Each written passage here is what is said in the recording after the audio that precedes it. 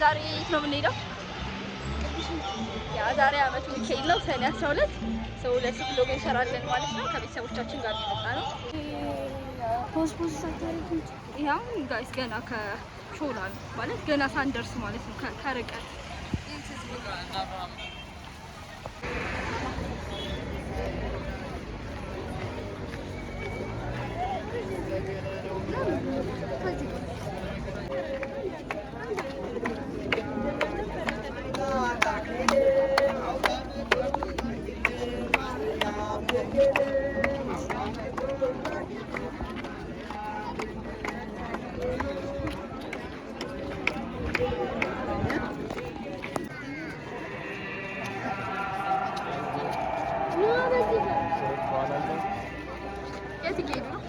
ማማ